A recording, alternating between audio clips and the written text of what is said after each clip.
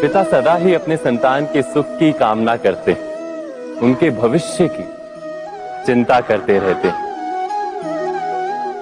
इसी कारणवश सदा ही अपने संतानों के भविष्य का मार्ग स्वयं निश्चित करने का प्रयत्न करते रहते।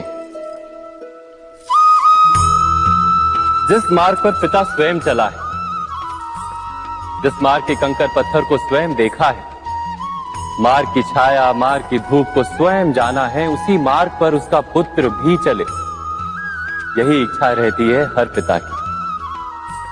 निसंदेह उत्तम भावना है ये, किंतु 3 प्रश्नों के ऊपर विचार करना हम भूल ही जाते हैं। कौन से प्रश्न? प्रथम प्रश्न, क्या समय के साथ प्रत्येक मार्ग बदल नहीं जाते? क्या समय सदा ही नई चुनौतियों को लेकर नहीं आता? तो फिर बीते हुए समय के अनुभव नई पीढ़ी को किस प्रकार लाभ दे सकते हैं? दूसरा प्रश्न, क्या प्रत्येक संतान अपने माता पिता की छवि होता है? हाँ, संतानों को संस्कार तो अवश्य माता पिता देते हैं, किंतु भीतर की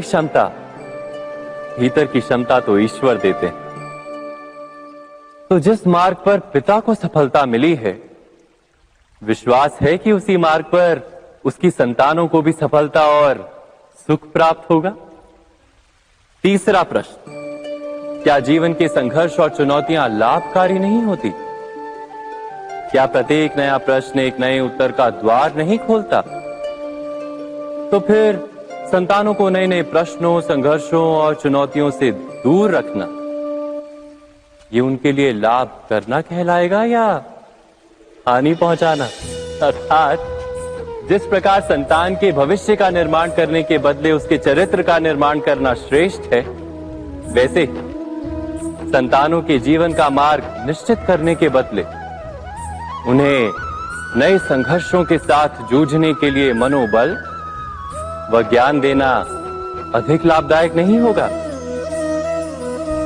स्वयं विचार कीजिए। वास्तव में मनुष्य को कोई कर्म नहीं बांधता, उस कर्म से जुड़ी आशाएं उसे बांधती हैं। वो कैसे माता? यदि इस युद्ध में तुम्हें विजय होने की आशा है, तो पराजित होने पर तुम्हें भीषण दुख होगा, और वो दुख तुमसे कोई अन्य कार्य करवाएगा जिसके लिए तुम्हें दूसरा जन्म लेना पड़ेगा।